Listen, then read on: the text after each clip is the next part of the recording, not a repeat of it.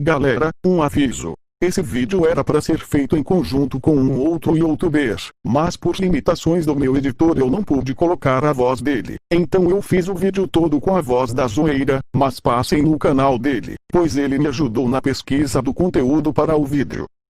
A Revolução de 1923 foi um movimento armado ocorrido no estado brasileiro do Rio Grande do Sul, no ano de 1923, em que lutaram, de um lado, os partidários do presidente do estado, Borges de Medeiros, conhecidos como borgistas ou chimangos, que usavam no pescoço um lenço branco, e de outro os revolucionários aliados de Joaquim Francisco de Assis Brasil, chamados assesistas ou maragatos, que usavam no pescoço um lenço vermelho.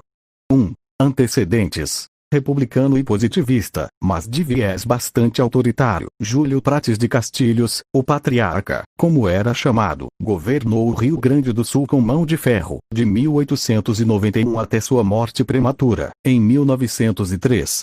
Para se manter no poder, tomou duas providências. Redigiu praticamente sozinho e fez aprovar uma constituição autoritária e montou uma poderosa máquina política no Partido Republicano Rio-Grandense, PRR, com seus incontáveis chefes locais e seu séquito de agregados, presentes em mais de 100 municípios do estado.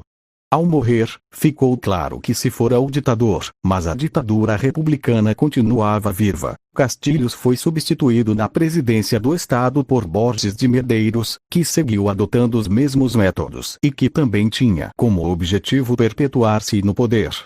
Em 1922, Borges resolve candidatar-se mais uma vez à presidência, e contava, como sempre, com a força do PRR, que não hesitava em apelar para a fraude e a violência para garantir a vitória. Todavia, desta feita houve um fato novo. Formou-se uma aliança entre vários segmentos da sociedade gaúcha, para estimular uma oposição organizada.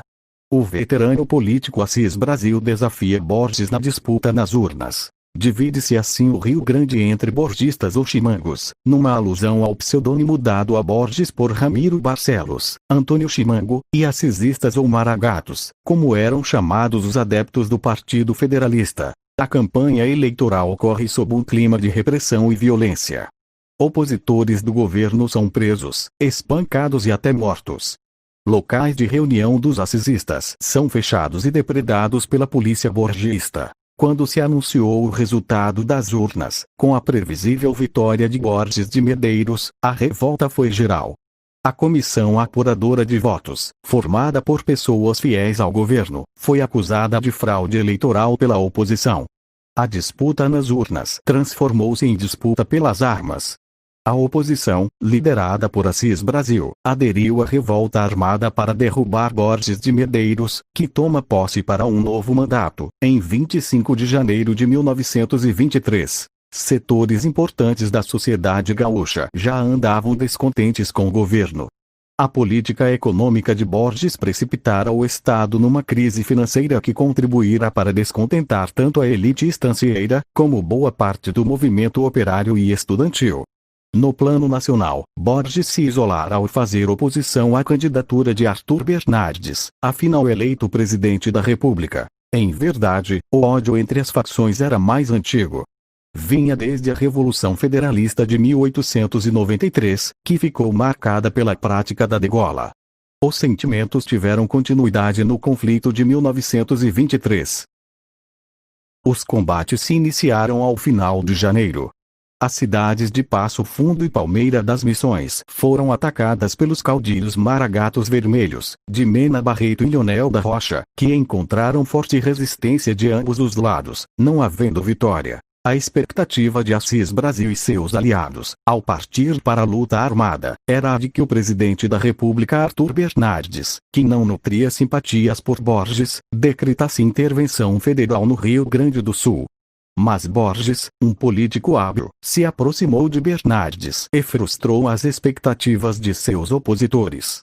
Os maragatos, que não estavam devidamente organizados para enfrentar as forças governistas, nem tinham objetivos militares definidos, ficaram confusos ao verem que a pretendida intervenção federal não viria.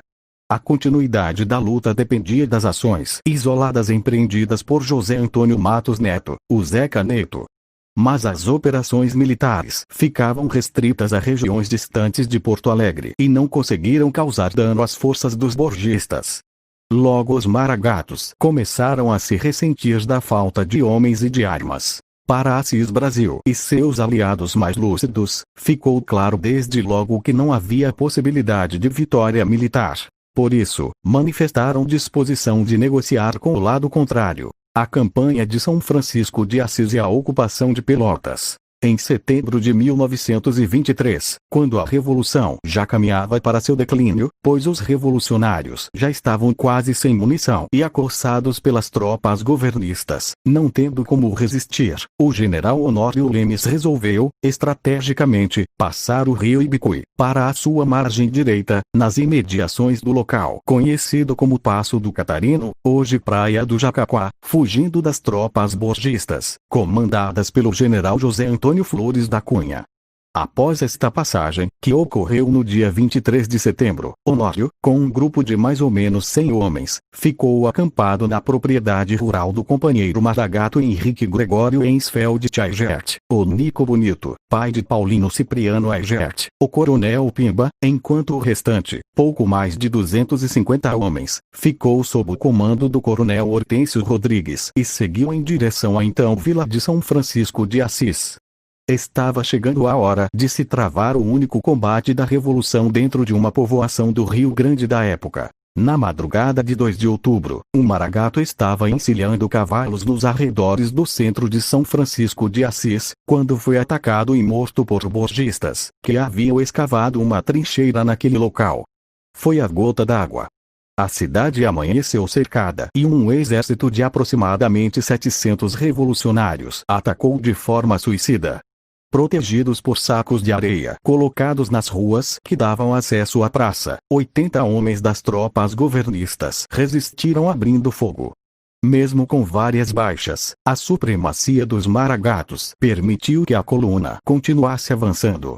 Carlos Gomes percorria as trincheiras tentando animar os companheiros, quando foi atingido por vários tiros. O sangue espadanara por toda parte, manchando trincheiras, calçadas, portas, telhados das casas e o próprio salão da intendência, escreveu Flores da Cunha, governador do estado, recordando sua passagem por São Francisco de Assis, um dia depois da peleja. Zé Caneto, que se opunha a qualquer acordo com Borges, tentou uma última cartada. Imaginou que se atacasse e tomasse uma cidade importante poderia intimidar os borgistas. Assim, em 29 de outubro, atacou Pelotas, então a maior cidade do interior gaúcho, de surpresa, ao alvorecer, mas a manteve sob seu controle por apenas 6 horas, porque as hostes governistas conseguiram se rearticular e receber reforços. Na iminência de ser atacado por forças superiores, o velho caudilho de 72 anos de idade retirou suas tropas, sem ter havido batalha, como ocorreu em São Francisco de Assis. Tratado de paz. A partir deste episódio, os maragatos já não tinham condições de seguir lutando. Por iniciativa do governo federal, realizaram-se negociações comandadas pelo ministro da Guerra, general Fernando Setembrino de Carvalho, com a participação do senador João de Lira Tavares, representante do Congresso. Em dezembro de 1923, pacificou-se a revolução no Pacto de Pedras Altas, no famoso castelo daquela localidade, residência de Assis Brasil. Pelo acordo, Borges pôde permanecer até o final do mandato em 1928, mas a Constituição de 1891 foi reformada. Impediu-se o instituto das reeleições, a indicação de intendentes, prefeitos, e do vice-presidente do Estado. O acordo foi importante para o Rio Grande do Sul. O sucessor de Borges no governo gaúcho foi Getúlio Vargas, lenço branco. Em 1930, a Frente Única Rio-Grandense, sob sua liderança, assumiu o governo do país, na Revolução de 1930. Segundo o historiador gaúcho Antônio Augusto Fagundes, a Revolução de 1923 foi a última guerra gaúcha de feudos, do coronelismo gaúcho, fechando a trindade que se iniciara em 1835 e continuará em 1893. A Revolução de 1923 é narrada de forma romanceada por Érico Veríssimo no livro O Arquipélago, terceira parte da trilogia O Tempo